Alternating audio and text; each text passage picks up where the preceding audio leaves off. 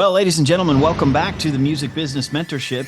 We're here with my very good friend Omar Zahiri from Rust Gaze Records in Lima, Ohio. And we're going to talk about a bunch of things today. But first of all, let me just start off by saying thank you, Omar, for being here, taking time out of your busy schedule and talking to us about your music business. Why don't we just start off with telling me who you are? Tell everybody what you do and how you got started. Yeah, man. Well, first off, thank you for having me on here, and thank you for just right off the bat, thank you for your help for the last few years, and just kind of, I think a cool way of getting this kicked off is maybe talking about, uh, you know, not to put you on the spot or like embarrass you, but how gracious you were the first time we met, and just getting a cold call out of the blue. But I remember finding out about you like on social media. A mutual friend was like, I need a lawyer. Like you're like, what's up? Like getting like in the comments, and I'm like, well, that's cool. Like, this dude seems pretty legit. And I remember checking out your stuff and was like, wait, this gentleman's an attorney. He is a musician, he's a sound guy, he's a light dude, and he's involved in like nonprofit like stuff for like all of the arts. I was like, what the heck? Like where have you been all of our lives kind of thing? And took a nice drive down from Lima to Cincinnati, and you hung out. I remember having my little Bluetooth speaker, and I was like playing you songs. I was like, no, listen to this one, man. Now listen to this one. And you're very gracious and cool about your time. And I've just been given some great advice to us ever since. So just wanted to thank you, and say it's been really cool hanging out. Dude, it's totally my pleasure. I can't stress that enough. I mean, you bring a lot to the table, man. You've got a lot of creative ideas. You're working with great people. You've got great energy. There's really something special that's happening there in that studio, and everything you've got going on with from the block parties to the collaboration you've got with the comic book store up front and everything. I mean, it's a scene that I want to be a part of. I just wish we were a little bit closer together, you know? Yeah, But man. yeah, No, it's we'll get there. We'll get there. We yeah. can I feel like transportation what is it, teleportation is like right like around the corner. So yeah, we can kind of bridge that gap and make Lima and Cincinnati more sister cities than they are. I mean, they should be. They really should be. Well, I'll tell you, man, Cincinnati was like one of the first big cities that like me and my buddies started going to for shows. And like I would steal my mom's car and be like, "Hey, I'm going to Dave's house." You met Dave. Yeah, He's I right did outside the meet Dave. door, right? Yeah. I'd be like, "Yeah, I'm just gonna go over to Dave's house," and then we would go to Bogart's, and then like the car would get towed, and I have to call my mom and be Oh like, man. "I'm not at Dave's house." I'm in Uh, Cincinnati with your car, and it's towed. I'm sorry. But no, that was Cincinnati's always been like a very important town for us. And Lima, there really hasn't there wasn't much going on when I was a kid, you know. And I think that all of this kind of stems from that, where it's like I can't wait to meet people that are into the same freaky stuff that I'm into, that like we can hang and make stuff that like we all really kind of believe in. And that's kind of what the philosophy was growing up, was like, I can't wait to get the hell out of here. And like was lucky to kind of get out and realize that home is what you make it. And all the things that I used to look at this area for as being like detrimental to what I wanted to do, like I realized like now this is like an opportunity, because there are people that are into the weird stuff that we're into and nerding out, like and the type of stuff that we're nerding out. You just kind of have to find them. And yeah, it's been really cool just kind of creating something with people that believe in the same things that we do. So Well, how did you get started in your musical journey? I mean, I can totally identify, first of all, with the wanting to get out of here. I mean, Cincinnati, when you're a kid, feels like it's the biggest small town and you just want to run to the big city. But then you get to New York or LA and you're like, holy crap, I can't play that many gigs this in a weekend. It takes an hour to get anywhere. Like I just can't do what I can do in my hometown. And Yeah.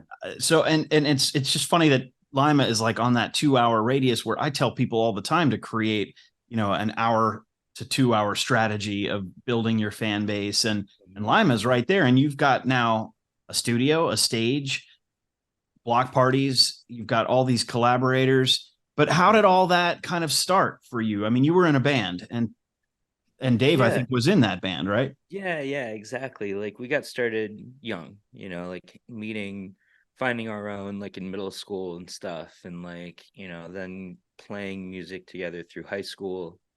Um, I was putting on shows in my parents' basement. I met, future bandmates by like dudes that were just like walking through my kitchen, like kind of giving my parents the what's up, like, and they'd be like, those guys? Like, no, not really, but they're here, so that's cool. Um, but yeah, so that's kind of, that's how it started. And, out of high school, made the decision, it's like, okay, I think that, at this point, we kind of know what it would take to get up to like a next tier, which is just out of town, like that was our biggest goal. Um, and formed this band with guys I grew up with. And, it was kind of the intention was known early. It was like, all right, if we dedicate ourselves to this, then we can see this come through the other side. And I mean, this was now, like 20 years ago, which is a completely different beast than it is today. Because back then, you know, for us to build little pockets of fan bases across the US, you had to jump in a van. And if you didn't have the representation, then, it was like, okay, we're booking our own shows. We are releasing our own material. We are making our own merchandise. We are like managing ourselves and our career. But everybody like knew what was going into it. And it wasn't like one of us carrying the rest. It was like everybody firing on all cylinders.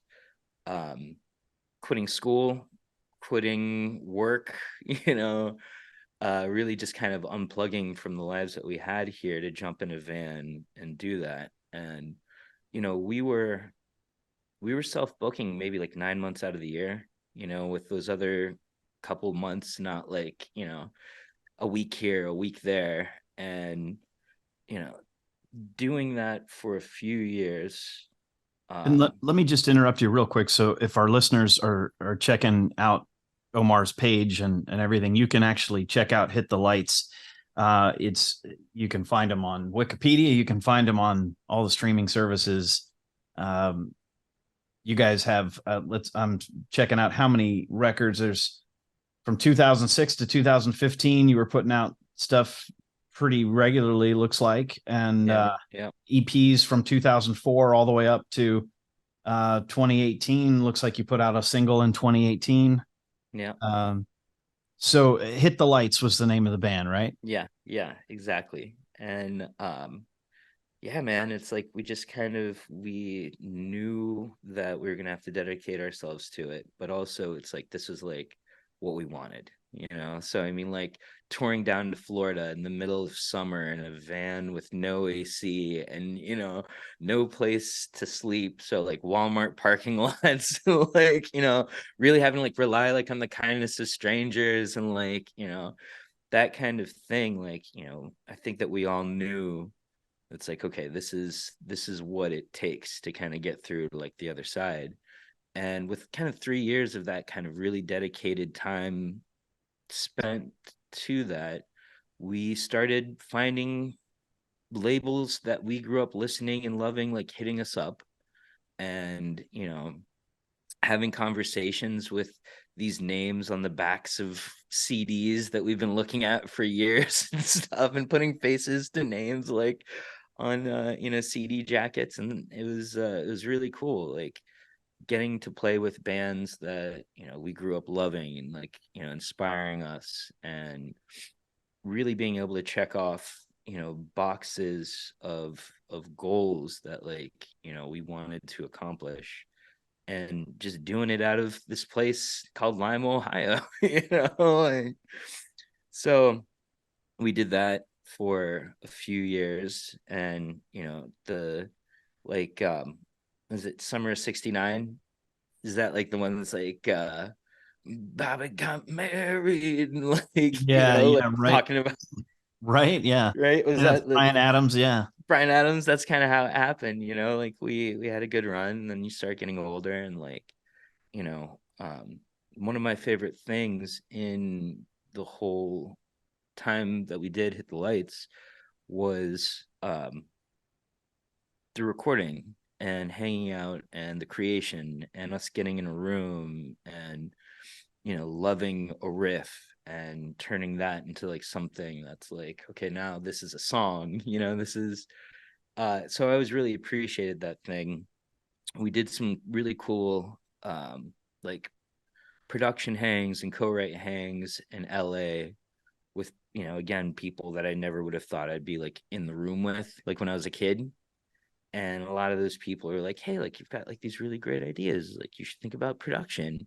And in my head at that time, I was like, I'm a road dog. You know what I mean? Like, there's no, like, I can't figure out what all those buttons on a console does. Like, I just play my guitar and write songs and, like tour. And but that kind of gave me a goal, a target to kind of shoot for. After, I was able to kind of have time to focus on that. So when the band started to slow down, I came back home to Lima, started bartending, and through that started kind of being acquainted with the local music scene again. And, very based in bar bands and cover bands, but a lot of the kids that were out there gigging those kind of cover bands and cover acts, and like were also songwriters, and would slip in their original tunes in between covers, and I'd ask them, be like, who is that, what is that? It's like, oh, it's something I wrote. Like, what are you gonna do with it? Like, and the most, everybody's like, well, I don't know, just continue to play it for people, like with their backs turned, and you know, drinking beer and eating chicken wings over like the music that we're making. It's like, nah, that's no way to live. So, that's kind of when the vision kind of started coming together for, this little room that I started developing with, just really menial recording gear. And the thing that I noticed about with like the people that I was meeting and booking was like, how is it that you're doing this? You're writing this, and you guys have never gotten in the same room, like done it together. And it was real kind of like small potatoes type stuff that was just like local drama. That guy took my Thursday gig type thing. Like, it's like, nah, like you got to think bigger, and started using the studio as a space for these different musicians to kind of come in and collaborate. And just right off the bat, it was just kind of undeniable. And I kind of saw it just all come together because I was like, everybody knew about my past in, touring and traveling. And they're like, so when is it time for us to blow this popsicle stand? And that's like when it's like, you don't, like you stay here, develop your thing. Like, you're obviously great at X, Y, and Z, but maybe like there's some stuff that like you do need to work on. And let's figure out what that is together.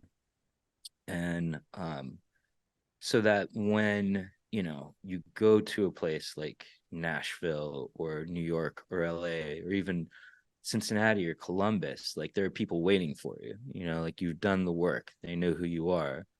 And for me too, is kind of the selfish thing, because I just like wanted, I didn't want these people to leave. Like, like, and then like I realized, I was like, no, this is like a bigger problem. This is like brain drain. This is, you know realizing that different towns that are of our size, that are at risk of losing bright young people, are actually doing something about it. So that's kind of where this, intention shifted to kind of poking the finger in the chest of people that, should be hanging on and nurturing this kind of talent, to like create an environment that people want to come to, like when you Google Lima, Ohio, unfortunately, the worst things come up. So like if I'm talking to somebody in economic development or the Chamber of Commerce, and they're like, well, how do you see this going? I'm like, flood the algorithm with young people doing awesome stuff, like people of all ages, people of all like, like when you do that, it's like you shift the this like mentality. And especially if you're trying to, what's like the lingo that they use, like improve the quality of life and yada yada.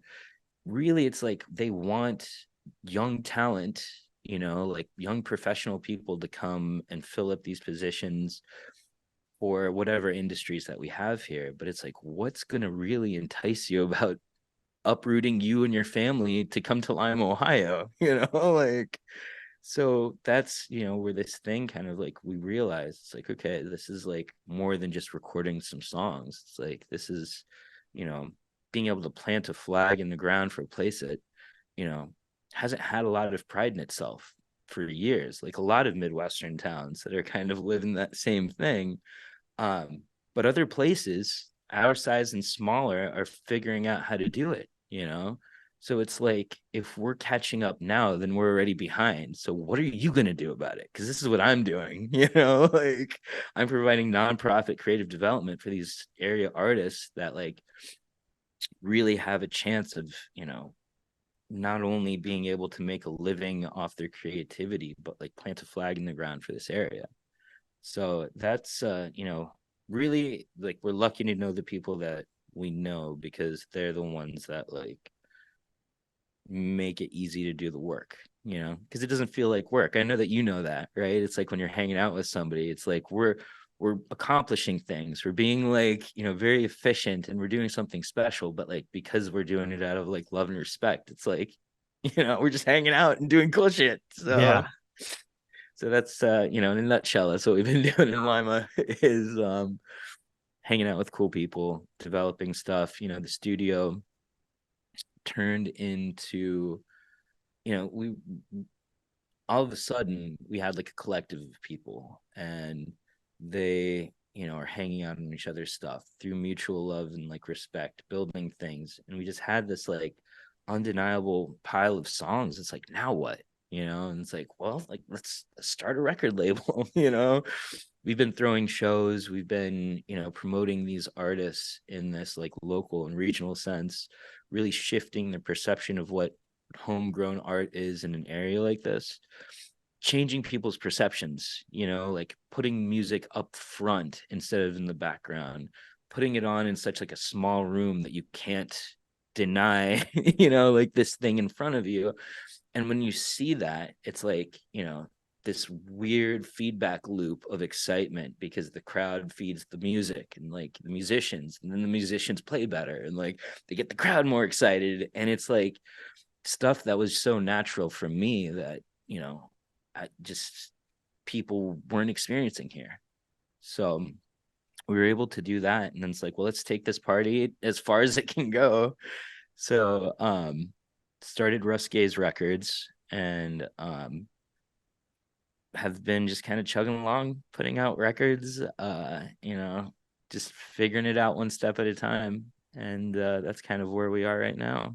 Let me tell our listeners, when I met Omar, the studio was actually upstairs in the back of a building that really the upstairs hadn't been used for much in quite a while. The bottom part of it had kind of a coffee shop and co-working space, and the owner of the building was trying to foster co-working and all sorts of stuff. So it was sort of a perfect synergy for you to kind of get started.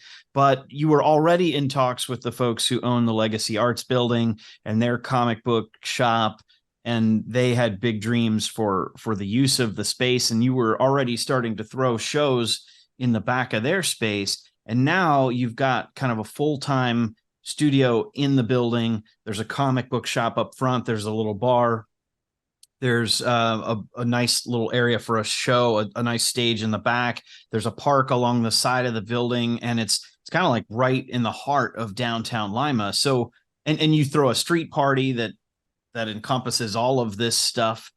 So real amazing synergy. I want to know, like, what has been the feedback from the civic leaders in the community, as to everything that you're doing? Because you're a linchpin of all of this creative entrepreneurship. Yeah, man. No, I mean, we're lucky to have the partners that we do that kind of, believe in the same kind of crazy stuff that, that we really believe in. And, again, it's about changing perception in a town like this. So, there are people that like listen kind of suspiciously, and they're just kind of, head tilted kind of thing. Like, like, I don't know exactly if I understand, but like, and then there are people that are like, hell yes, like know exactly where we're coming from. And, that's really the support that's led us to continue has been more from like the public than like the civic leaders that are there, like, Yeah.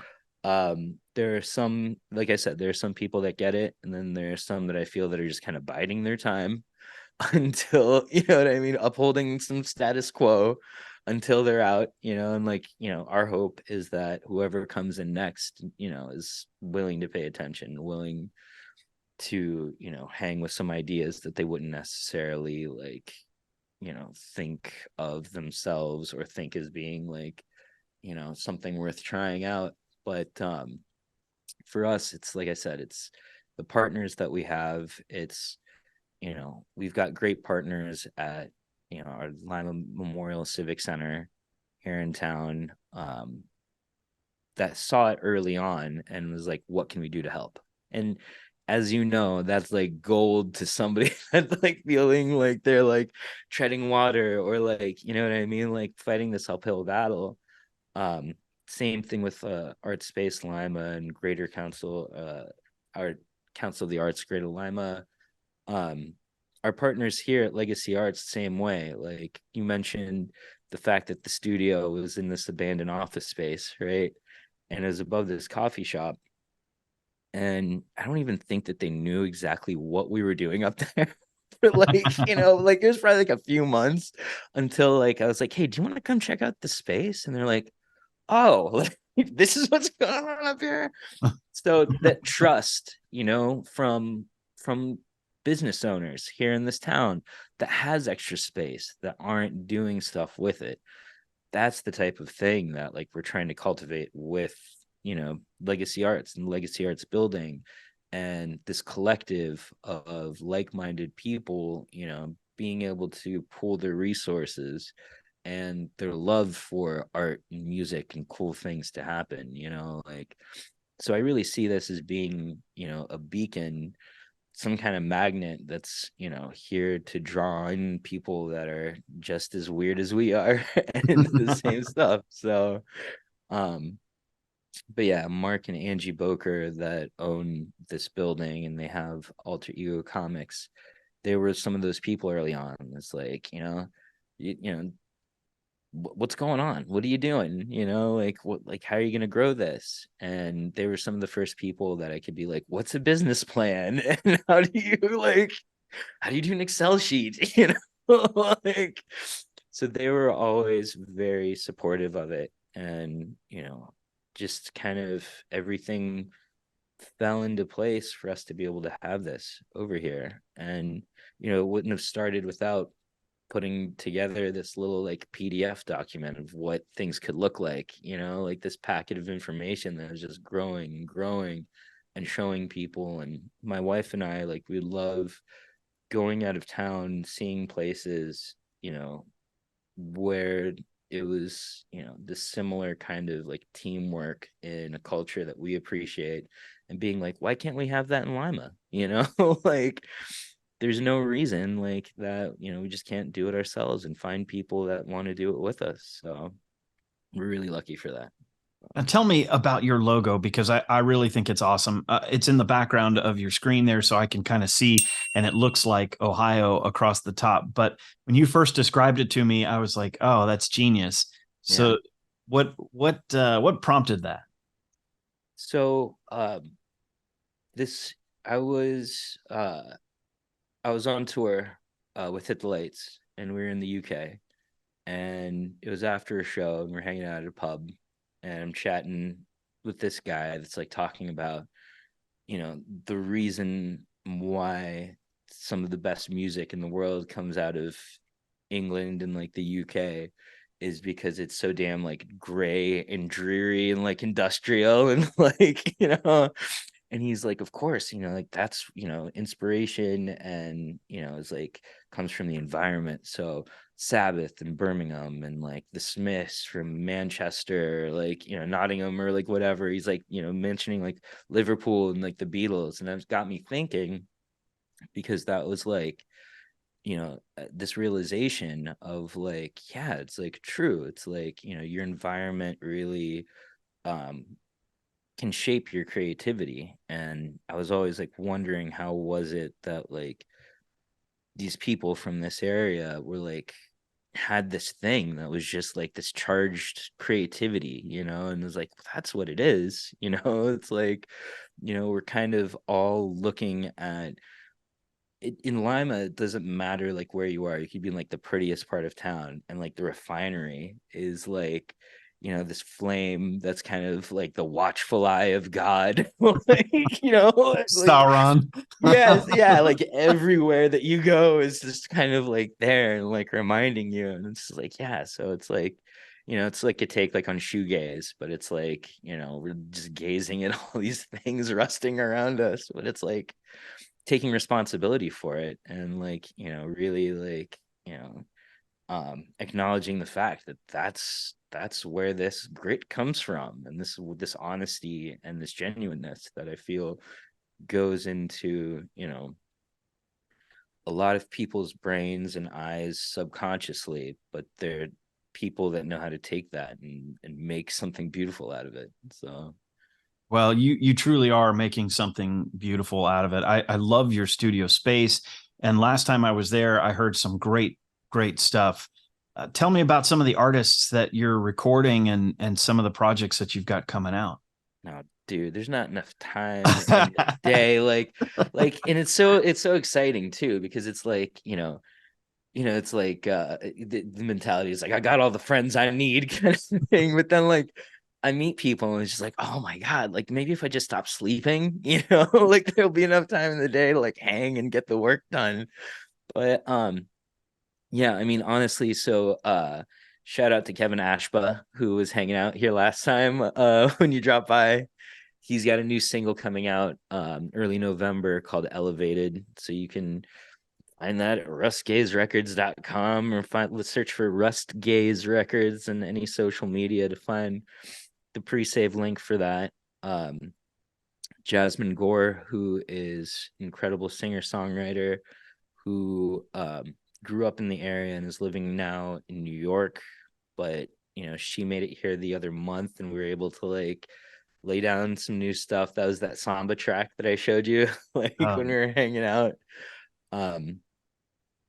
DL Burden Davey is uh one of the people not from this area. He's an Englishman. You call him the Duke of Sunderland, but he is down in Dayton, and we met through some mutual friends, and we were talking. He's like, yeah, like I used to tour around. I was like, oh, cool. Like, anybody, who'd you play with? He's like, oh, this band called Leatherface. And I was like, the leather, like I grew up, like I had that 7-inch and like yada yada. And he's like a new friend that like, we've made in the last few years that feels like somebody that we've known all our lives, like. So we put out a full length with him and our really good friend Craig, who played drums on that record, who plays in this awesome band from Toledo called Shitty Neighbors. Incredible punk band, one of my favorite bands right now. Logan Ross was like our flagship record, and kind of how, a lot of this really like formulated was like him being kind of stuck in this like writer's block rut. And I was like, all right, dude, we're just going to like record everything that you have. We're going to put it out, and that's going to open up all this mental space for you for new ideas. Like this is, and that was the first record that we put out.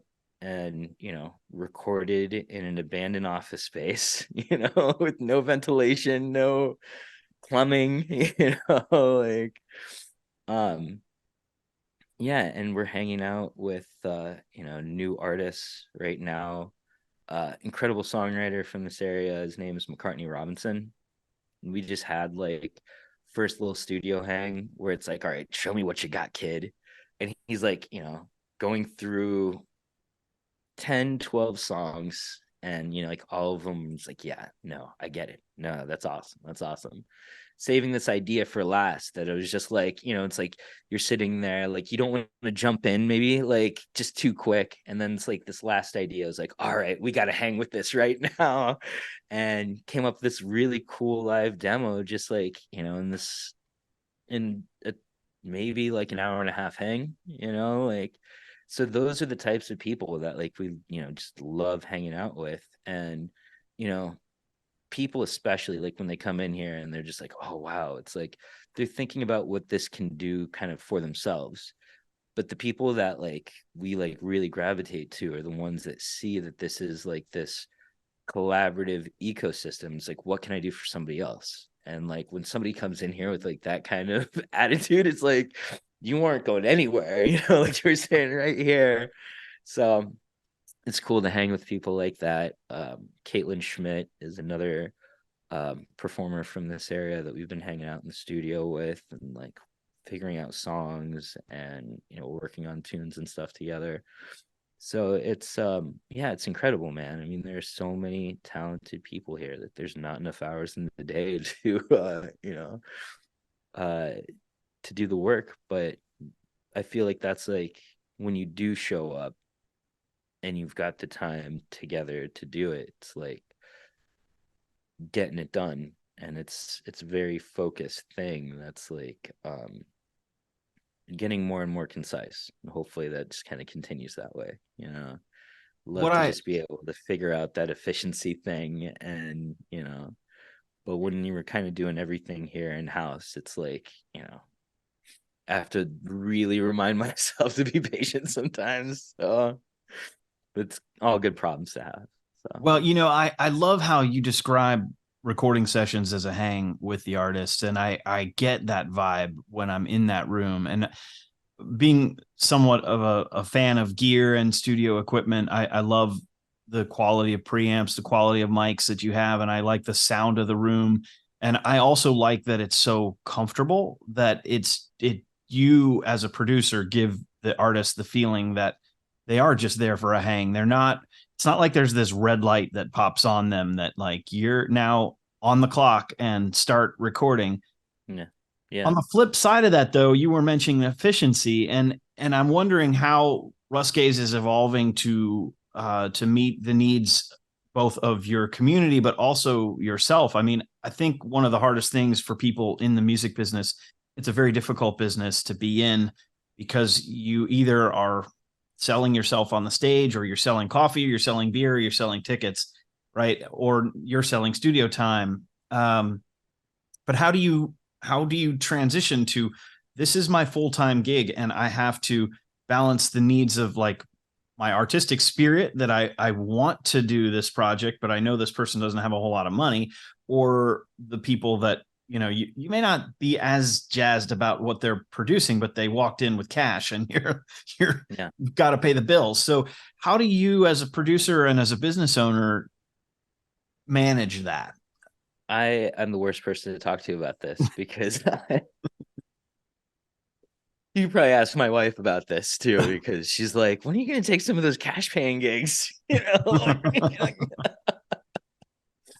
No, it's that balance is a very it's a tricky thing, and it's definitely a very important thing. It's like whether you are in my position or whether you are an artist coming in here to do that thing.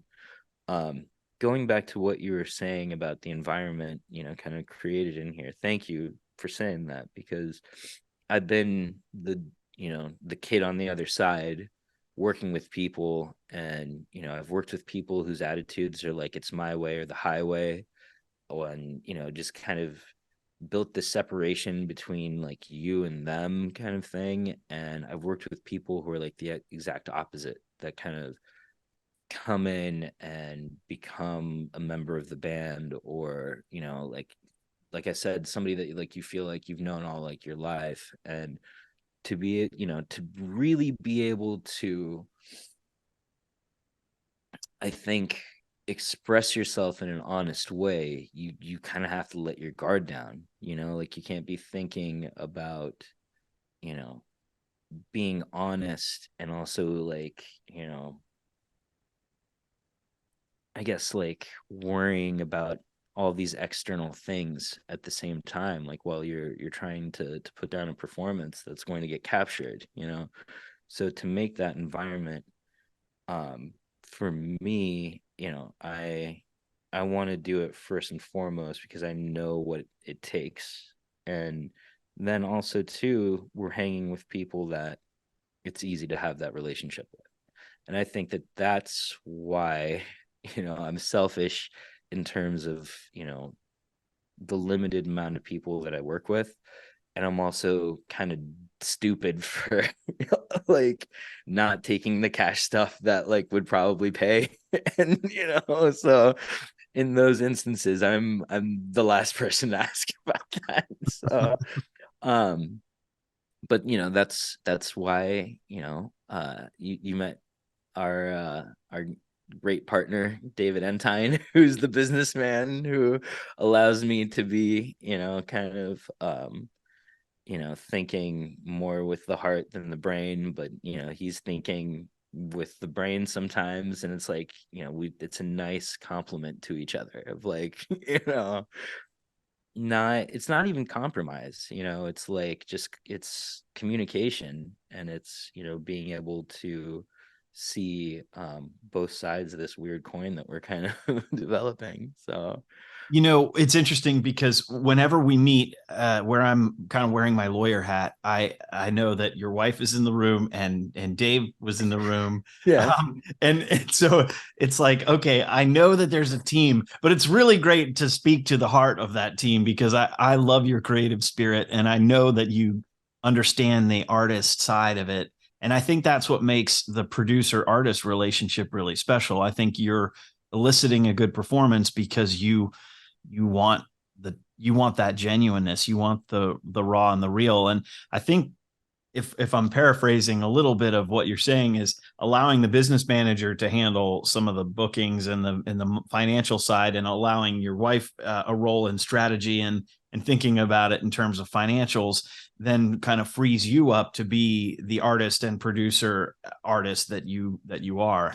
Is that a good summary That of is the it, team? it very yes, like. And I think that that same kind of worry that we try to lift from like the artists, it's like important to do that across the board. Like when you are lucky to have a team like that with people that you can trust and realize what people's strengths are, and realize how to complement each other. So I mean, it's the same thing that goes with having managers, booking agents, attorneys. Like you don't you don't want to be some kind of afterthought or back burner like on anybody's thing. You want everybody to be showing up with mutual love and respect, because that's the only way that you're going to inch something that seems like impossible forward. So Yeah. I'm glad you mentioned that because I think a lot of people who are checking out this podcast for the first time or checking out the music business mentorship are really wondering, how is it possible to do what we do? How can we transition to a full time of making a living from our creativity? And it's a real journey, and there's no one easy answer. And the more people that I talk to on this podcast, the more experiences I have as an attorney for artists and musicians, the more I realize there's just not one way, and everything is always changing. So sometimes it feels like you have to be everywhere doing everything all at once. And I know the kind of burnout that can cause. So let me ask you, how do you deal with that side of it? How do you deal with self-care and making sure that you can renew your creative spirit and feel like this impossible task that you get up to do every day is worth doing? Yeah, no, for sure, man. Like, I mean, it sounds so cheesy, but it's like, if you can take care of yourself and, you know, your thoughts and your emotions and all of like things that kind of can become hurdles when you're taking on something like this, then it does free up a lot of RAM and like a lot of like, energy to get stuff done. So I mean, it's like so important. And I wish I would have known this when I was a kid, like, but I think like when you're young, like you're full of like, the piss and the vinegar that will keep you going through like whatever. But I mean, it's like so important to be able to unplug, to be able to, like eat right, sleep right, meditate, like, have something outside of the thing that you're constantly thinking about that can like take you away from it a little bit. And, that's really what, that along with like, the luck that we have working with the people that we do, because like I said, again, it's not like I'm clocking in, and like, but you are burning mental energy and you are burning physical energy. So it's like, having to remind myself that sometimes when like the days get long or things are like, you look at the calendar and it's like, man, there's no, there's no day on here that doesn't have a dot, which is a blessing sometimes, it's ultimately a blessing. But no, I think, just being able to unplug and recharge your batteries is just so important. So I've mentioned eat your this. vegetables, Yeah. get some rest, like church on Sundays, whatever it takes. Well, I mentioned this to you, I think, when we last spoke, and I've mentioned it quite a bunch lately. Bob Weir gave a series of interviews in 2022, I think, about and it was like to Men's Health and GQ about how he's able to maintain his long-term career, and it was meditation, working out, and dedicating himself to a sense of purpose. And I think you've kind of perfectly encapsulated all of that. You've kind of maximized your skills and talents, dedicating yourself to a purpose that's, yes, a studio, and yes, it's to these artists' careers, but it's also to the greater Lima community and to all of, bringing a vibrant downtown and creating a creative class and creative culture there in a city that otherwise would be just staring at the rust, gazing at the rust, so to speak. So I think it's amazing. I think what you're doing is like the wizards of old, man. You're like the one bringing the magic to the town. Friggin' dude, it's alchemy. It really is, man. It's something out of nothing, and it's like shoot, there's nothing else I'd rather be doing. And it's cool because, get to meet cool people like you. We get to, get together and talk about things that like we love and how to, you know, help people do the thing that they love. Like get out of town, man. Like we won the lottery, like it's Yeah. Yeah, definitely blessed. Absolutely. Well, and I want to just say one more time how much I love everything that I've heard coming out of your studio. So that's a real testament to having good ears, having talent, having gear that you know how to use.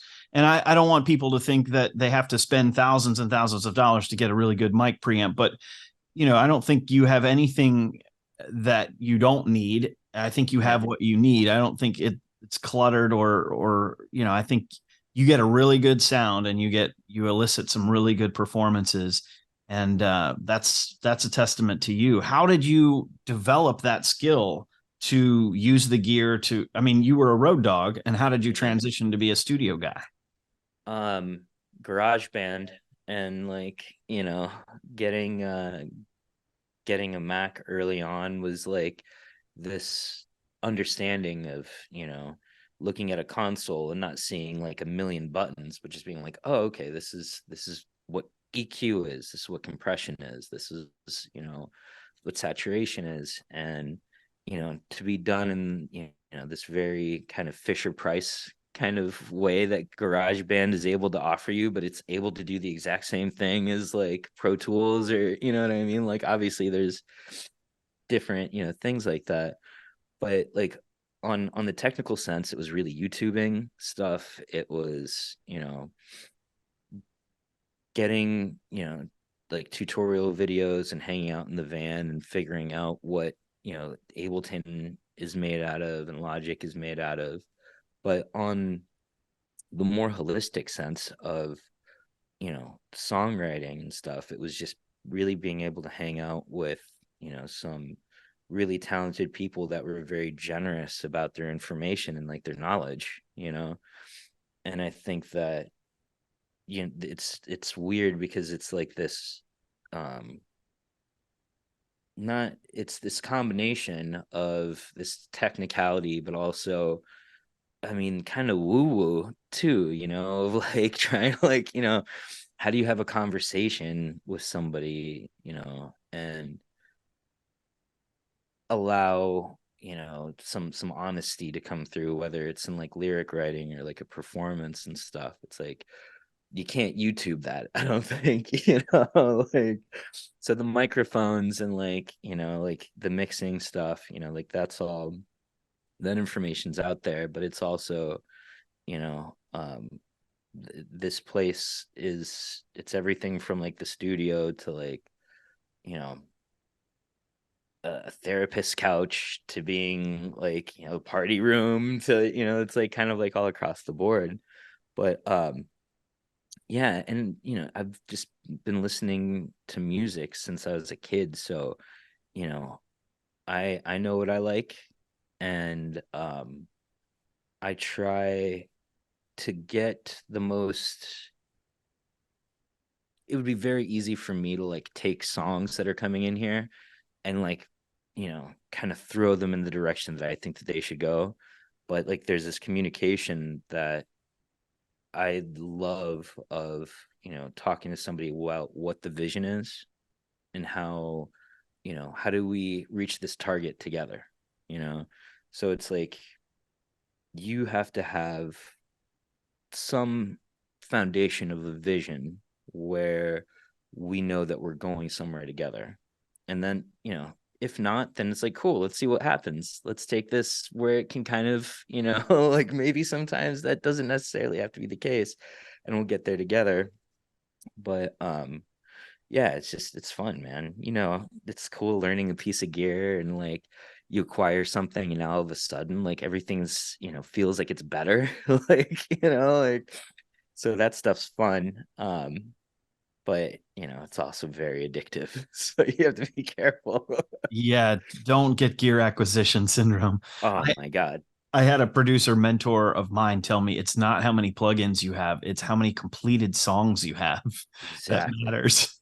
Exactly, dude. Like, I think that when we were talking kind of a little bit about what you're doing with this mentorship program and stuff, it's like, there's the business side of it, but there's also like this other side too, like of, you know, how do you become efficient and how do you explain to people too that there is this business side, like one of my favorite books, I'm sure that you've hung with that, Real Artists Don't Starve. And like, I love the concept of like really trying to like squash the notion of like the starving artist, right? And for me, I think I gave myself those excuses before, but it's like, you know in terms of like putting in the time and taking your craft seriously and sharpening and honing like your skills, and there's something within us that, you know, I think that human nature,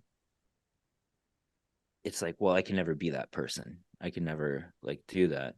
But I think that if you at least have like enough belief in yourself to put in the hour of the day, then that will, in the course of a few weeks, you see that you're able to finish those songs, like you see that you're able to kind of like have this thing. So I think what you're doing is great, man. I feel like it's going to help a lot of people, and whatever we can do to help, please let us know, because I'd love to be a part of the journey. I really appreciate that. Certainly, I think you hit on a lot of really good things there. Number one, you said, learning to have a conversation and learning. I think learning to have a conversation is a real art form. I think not thinking of the things that you want to say while they're talking, letting someone speak, I think that makes you a better producer. And the fact that you mentioned that means you're hearing what they're giving you, what they're saying, what they're expressing with their song before you decide. It's like someone who gets a plate of food from a chef and then immediately puts salt on it before they've even tasted it. You have this projection of what it is. And if you're doing that, then you're not really hearing what it is or what it could be. So I think that as a producer, that's an amazing skill. But I also think you touched on something that I just realized as we were talking, and that's one of the benefits of this podcast, is being able to talk at length about the process. When you're an artist, and certainly I've spent a lot of time behind the fretboard. I'm trying to teach myself piano now, and I'm exploring different YouTube tutorials, and I've got some apps, and I've always loved the piano, and I love it for theory stuff, but I'm not good enough on the piano to go out and sing and play a show on keys. I can play all night long on guitar, bass, maybe saxophone on a few tunes. I can play a number of different instruments, but to sit there and like get my hands to really learn a piece of music, it's hard, especially as an adult, to kind of put yourself in that. I've got to put the 10,000 hours in.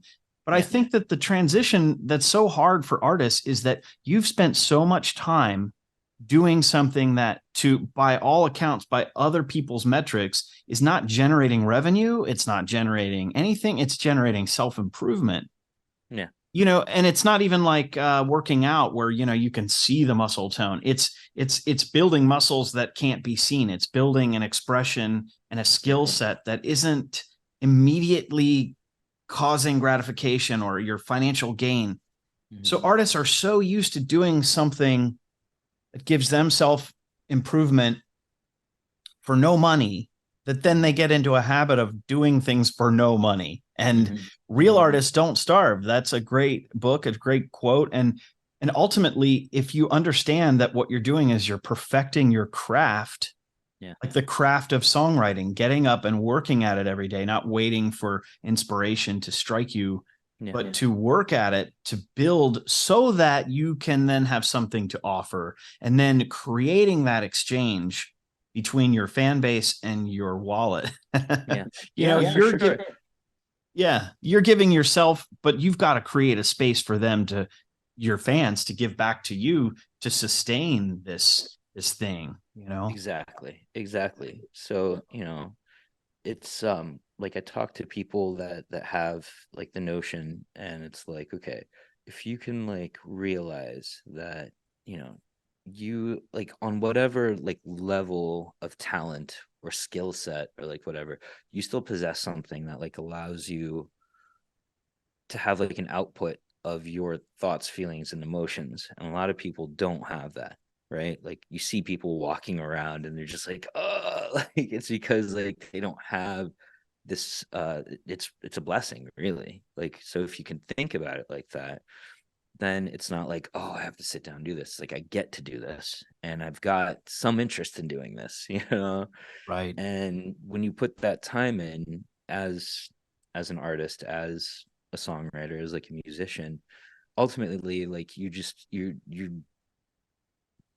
figuring what is the most genuine expression of yourself, and how do I get better at that? How do I get better at defining my thoughts and my feelings, whether it's through lyrics, melodies, riffs, like pieces. So, that thing should, it should feel like playing more than it should feel like working, right? But then after like you've let this thing out of you, right? yeah, then kind of this responsibility for that kind of takes place, where it's like, okay, do I just let this sit on a hard drive? You know, it's like these different levels. The first thing is like getting it off your chest, getting it off your back. Then the second level is figuring out, how do I find a community of people that aren't like, you're not looking at them like fans or like walking $20 bills. It's like, hopefully like-minded people that are going to recognize what it is that you're doing. And like that first layer of like, getting the thing out, to the second layer of finding somebody that can like absorb that thing, and then maybe it helps them in a way. Or even if it's a party jam with friends, and it's like setting the tone for like you know a really nice time, if it's like something like that, like if it's helping somebody with a problem, if it's like that kind of thing, it's like, if you can look at it like that, it's not like it doesn't feel like slimy to like sell yourself, like, because you're not. It's like, how do you find like-minded people that are going to understand what it is that you're doing? And when you can connect with people like that on that level, and then it builds in the most natural way, and that's a hard thing to explain to people. It's a hard thing for me to do too, like when I'm like online and like thinking about social media and stuff, like, but I also see people that are doing it in this very cool, honest way. And I think that, like when we're talking about people, talking to people that we work with, it's like, you know to be able to build a base of supporters, you have to engage with them. So part of your work is figuring out, how do you do that in an honest way that doesn't feel icky, Yeah, like, that aligns with your values. Yeah. yeah, definitely. And I think that that's just as important as putting in the time of the whatever your skill is, like whether it's songwriting or guitar playing or like producing anything, like, um so it's like, I mean, I love Stephen Pressfield. I love War of Art. Did I say that one right? I always get the Art of War. Yeah, War of Art, right? Yeah. um because there's like that thing that's like, okay, there's time to be like creative, and to like let the muses visit you and for you to like do it. And then like there's like, like the editing sense, and there's also like this whole other side of like, what are you going to do with that time that you just like had this output, and we're able to shape it. Now you have, I think, for lack of a better term, once it kind of gets to this like packaged thing, it's kind of a product now, right? Like, Yeah. but this is birthed from you. This is birthed from your thoughts, from your feelings and like your emotions. So it's like, how do you continue to ship? How do you Yeah. like, Well, there's a couple of different examples from the sort of the upper echelon of music that I've seen that really kind of inspire me. And one is the story that it's in the History of the Eagles documentary, where Glenn Fry is talking about living above Jackson Browne. And I didn't know how to write songs, he says. And then I heard every morning at 9 a.m., Jackson would sit at the piano and I'd hear him bang out the first verse. And every day he would, do that for an hour, and then he'd make some tea, and then he'd go work the first verse into the second verse, and he'd play it 20 times and maybe make some slight changes, and then he'd do it again. And that sort of grind is something that I think it gets a little lost in the creative process. People don't always think about how hard it is to kind of come up with something that's really amazing. But then there's the other thing, and that's sort of aiming at your higher purpose. I watched a documentary that David Letterman went to Ireland to meet with Bono and the Edge, and they did a little performance and a reimagining of their songs, and it was sort of the start of what became Bono's autobiography. And then he did a solo show at the Beacon Theater. But watching them talk about how did this whole thing come about, and really they went through a real crisis of faith. They were trying to talk about religion without talking about religion. They were trying to live up to their ideals in a time of war between Northern Ireland and the British, and the just a real time of trouble. And they felt like, what is their higher purpose? And some people told them to give up music because they thought it was frivolous. They said this rock and roll thing is not Yeah. cool.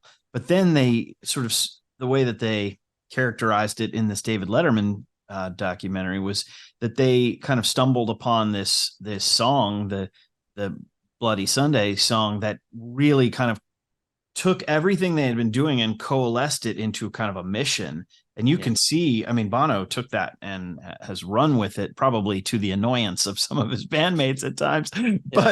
But Yeah. it's amazing to see a group of people dedicate themselves to a higher purpose using their skills and talents to the best of their ability. And I Hmm. think regardless of what your taste in music, you can, I've had friends over the years who don't really like the Edge's guitar playing, or they don't really like Bono for his political things, or Yeah. whatever criticisms you might throw at a particular band or you two in general. It's undeniable that they've reached the pinnacle of the business. They're still doing it after a Oh yeah. very long period of time. They've been very successful at it. So they are a model of success. They are a model of using what they've got to change the world. And I mean, I think that's back to the wizardry thing. I think all of us as artists have a responsibility. I think that the wizard brought the magic to the town, but he also was kind of the medicine man, the healer, I think we bring a little bit of something special to the world. And you, as you said, it's your responsibility then to figure out what you do with it after that. And I admire those folks who can bring it together and then put it out there for a positive benefit for not just themselves but for the world.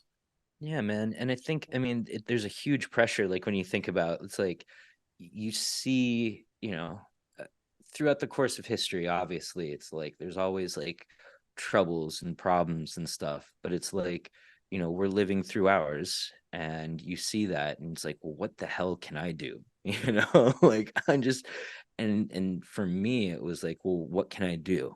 Like, and it's not anywhere else. It's like, what can I help with around me right now, and who can I help around me right now? And so I think that when you can do that, it takes that pressure off that world thing. And in U2's case, right, it was like their snapshot of what was happening in their world at that time, and to be able to grow from something like that to Bono being like this like world traveling, like more than just like philanthropist, you know what I mean? Like just, drawing attention to issues, and like advocating for causes and stuff like that. It like starts with just looking around you, right? Like that's the first step, Yeah.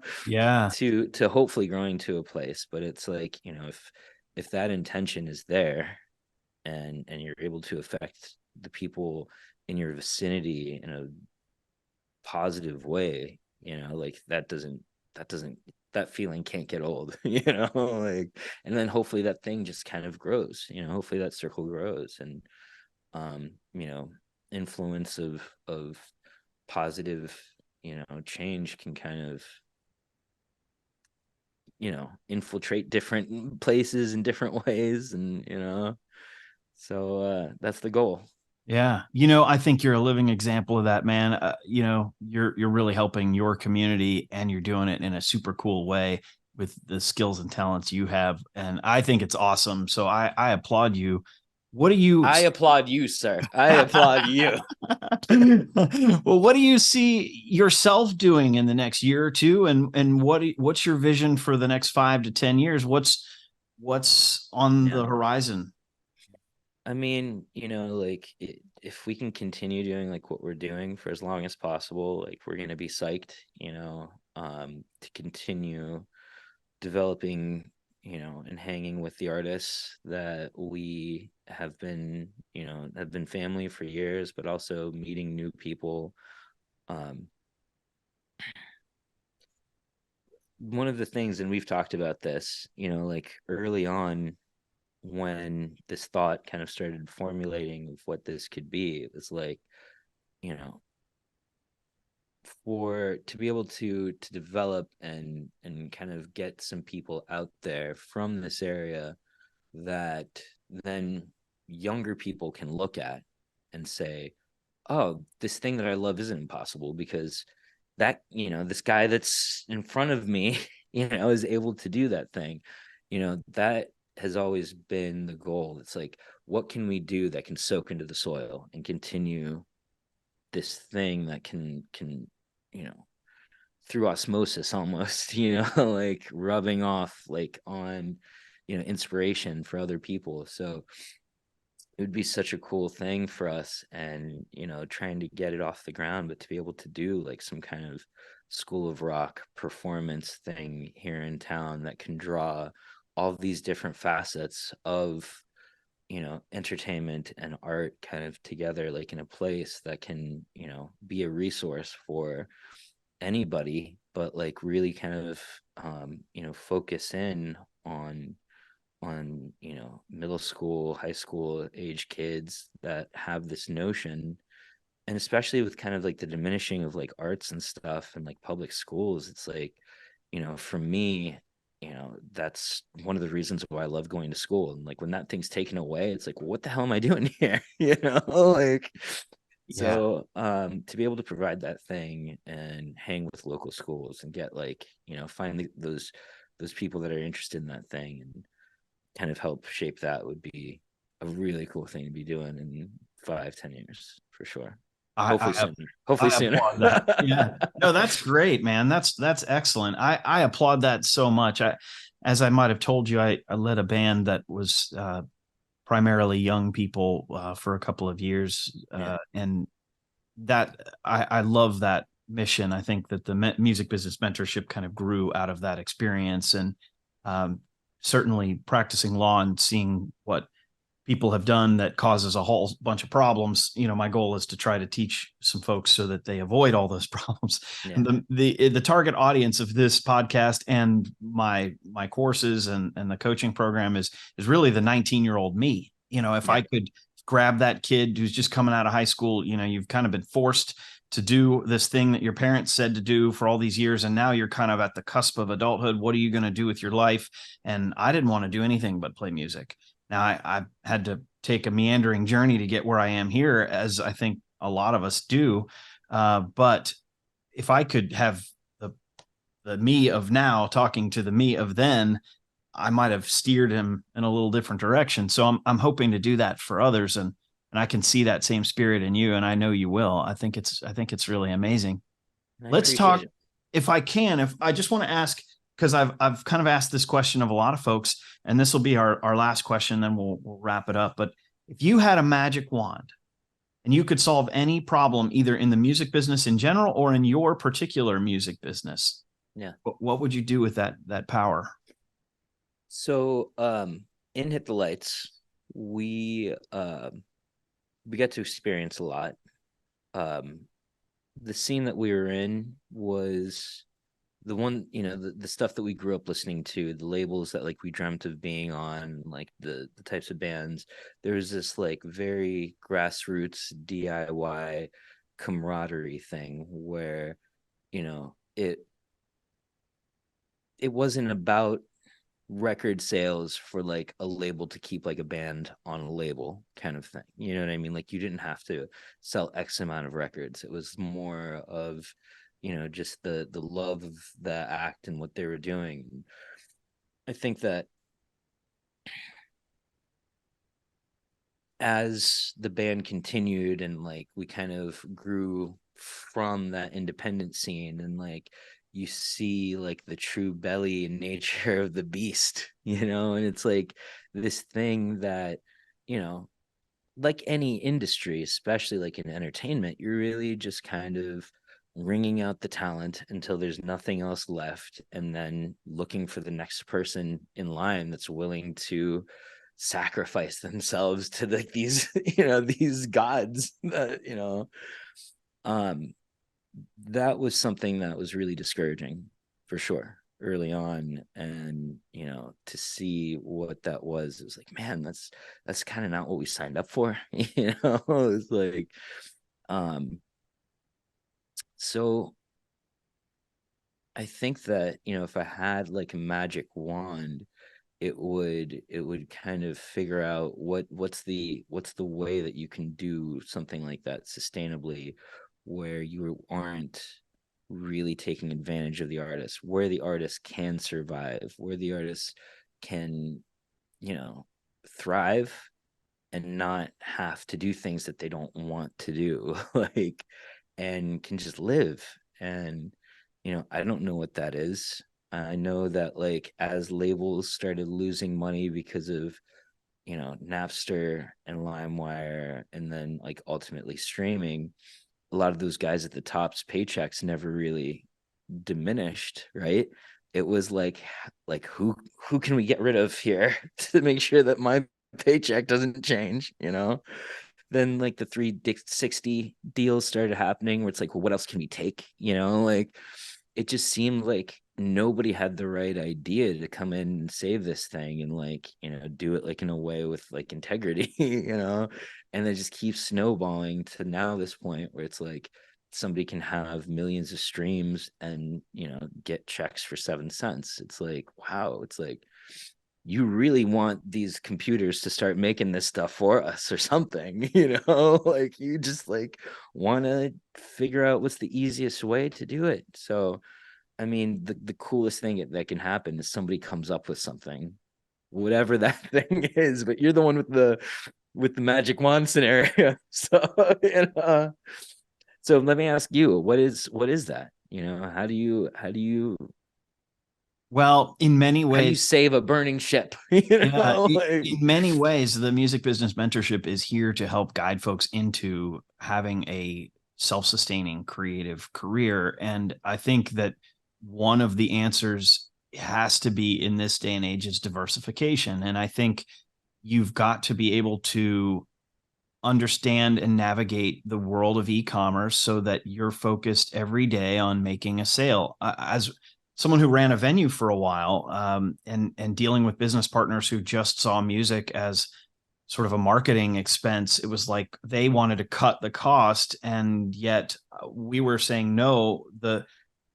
We need to have a show on Tuesday night. We need to have a show on Monday night. We need to have shows every night because that's our brand, that's our mission, and it's the daily sales. If we can take a daily Tuesday from an $800 sale night to a $2,500 sale night because we put a band on the stage, and if the difference between what we made and what we had to pay the band was not, we netted more profit to bottom line it, then it's worth doing, and it's worth doing for a lot of different reasons. And it's worth doing because this is a diverse crowd, and the Monday night crowd is different than the Tuesday night crowd, and it's a community that you're building, and building that community on a daily basis is really what helps sustain an individual artist. So you may say, well, I don't really want to do the TikToks. I really don't want to do as many Instagrams, but ultimately it's just creating a pathway for that exchange of energy. So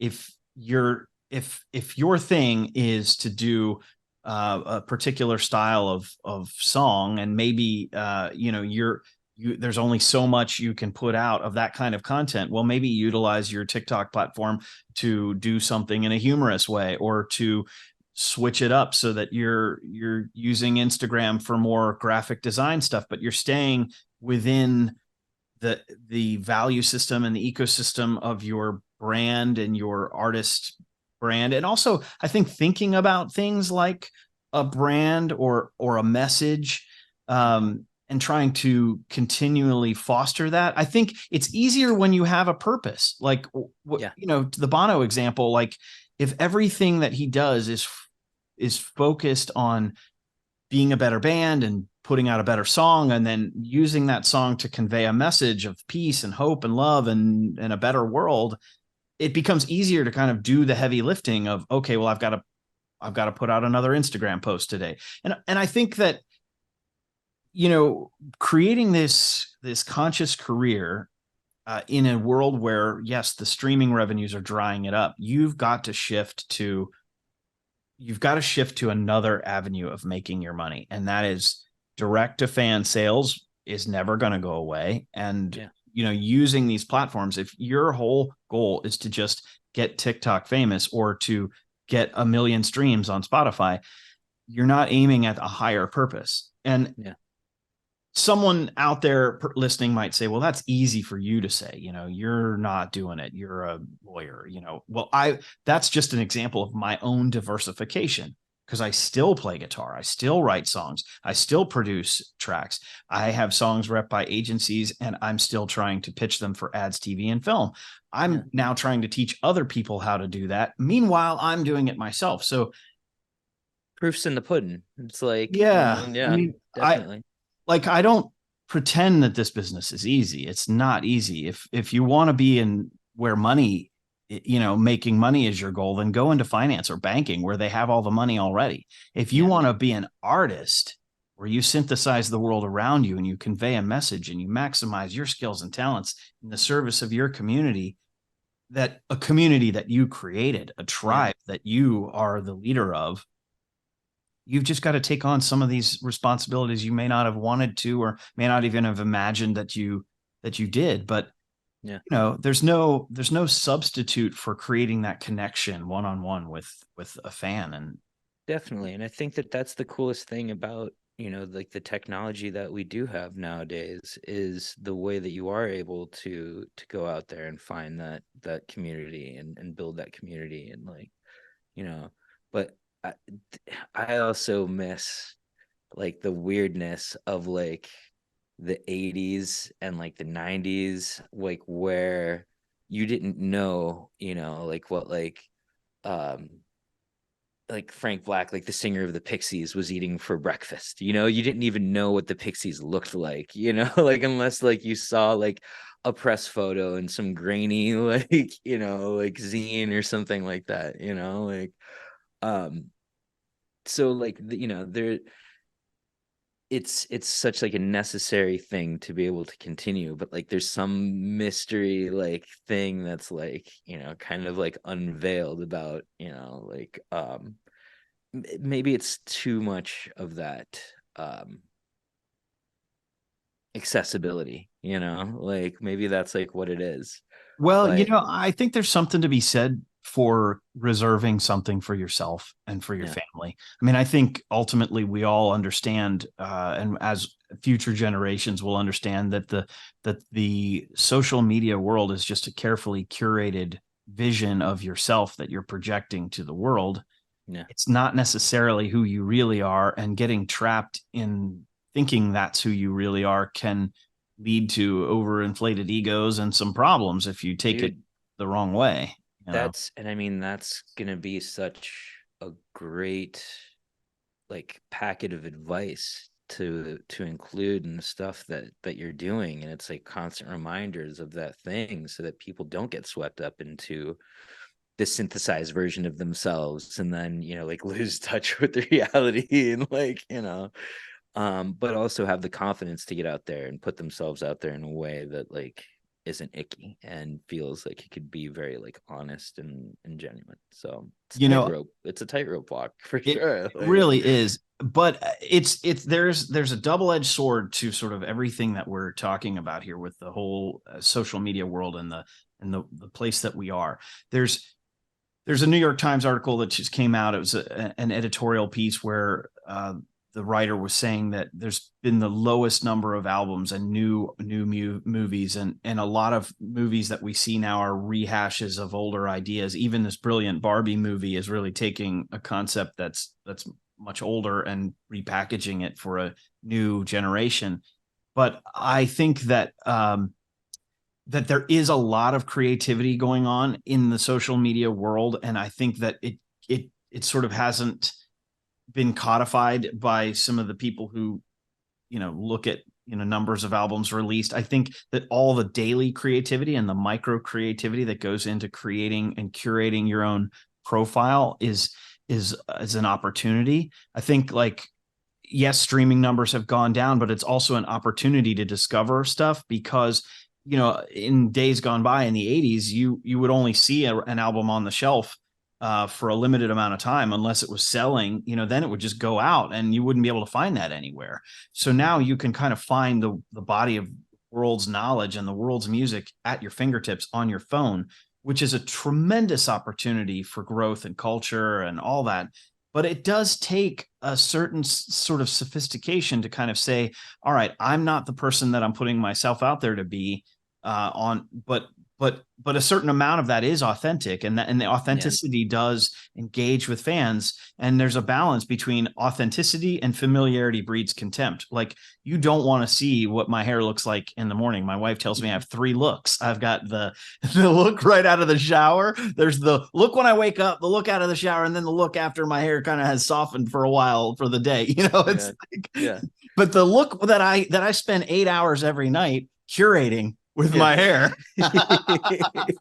that's probably not on social media very often. You Yeah. know what I mean? Yeah. I spend a Yeah. lot of time working on that hairstyle Yeah, just for one, man. an audience of one, my I wife. feel like you're coming up with some really engaging content though if you showed the different stages. I might have to.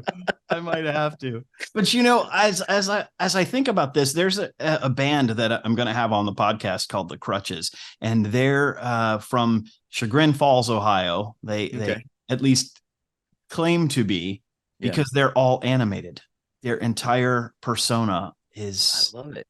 I animated. love it, man. That's Yeah. insane. That's so cool. Like, So it's like it's taking a real band and then projecting their vision of, and they're all cartoon characters. So, dude, like I want to meet the person who's birthing this idea, because you know what I mean? Like that stuff's exciting, yeah. like I was having a conversation with Dave yesterday. We were watching some stuff on YouTube, and something this like concert film made by this artist whose name is Dijon. Um 25-minute long like live concert thing. Took the concept of like a live concert footage thing and just completely flipped it on its head in just like this way that we were just like floored by. And you know I was like thinking, because of being on the inside of making something like this, what the dynamic is with like the idea, the person that has to go to somebody else to tell them how this crazy idea, it's like, I don't know if this is going to work, and that person being like, F it, let's do it anyway, let's see what happens, and like, man, like that's the kind of stuff that like just gets me going. When somebody's like, I got this crazy idea, I'm like, let's do it. Like, you don't even know what the idea is, like, I don't care, let's do it. Like that kind of concept is stuff that I love. So like, I genuinely love hearing some crazy cool ideas like that. Like, and I want to know that person. I want to know what makes them tick. I want to know what gives them the gall to think that they can do that. Because through that inspires me to like, really follow those crazy ideas when I have them. So I love that. Please Well, send me that stuff. I would yeah, love I will. The crutches.official on Instagram is hailing from Chagrin Falls, Ohio. The band consists of Rigby Stone, Elliot Rooster, Arthur, Duke, Oswald, Cannon, Doc, and they are an animated band. And they Wait, is Doc just like single name, just Doc? Like every like is that one person? Like there's three people, and okay. Duke, Oswald, Cannon Okay, is okay, okay. Doc, Okay, DOC. okay, So okay. I thought like everybody had like, first and last names, and then just Doc is the drummer. yeah, Like it's share. Rigby, Rooster, and Doc are the folks in the band. It's I love it's it. a it's a great concept. It really is. I've heard some of their music. It seems pretty cool. Yeah. But we're not here necessarily to talk about them. We're here to talk about you and your stuff. What is the next thing? Tell me when the next block party is, and the next event at the Legacy Arts Center, and how often do you do them? And let's put in a plug for Yeah, what for you've got sure. coming out. So Legacy Arts, we throw this party every year on Main Street, Lima, Ohio, USA. We just celebrated our fourth one. Great acts, great attendance. It's like one of those things where it's like, you know, you you put in the work, you do the thing, and like it's through just the continued occurrence of that people start trusting it, like it's like, okay, like, we see your name now, okay, like we know that this is something worth coming out to.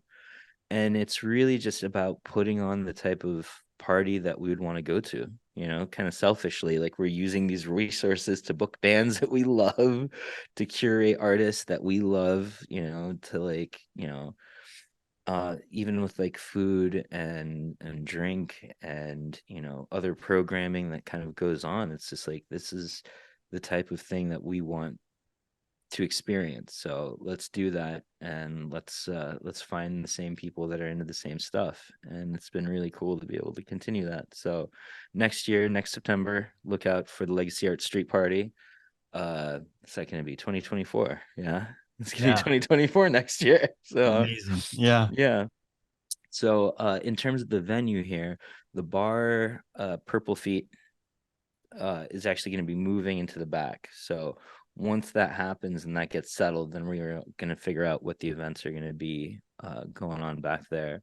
But in terms of looking out for releases from Ruskay's, Kevin Ashba's got Elevated, single coming out, I believe November 3rd. Um, Two singles coming out on deck from Jasmine Gore. DL Burden, we are going to have at least an EP coming out, I'd say by springtime next year. And then all the fun people that we're meeting along the way that are coming out of the woodwork. So definitely check us out and follow these artists. You are not going to be upset that you did.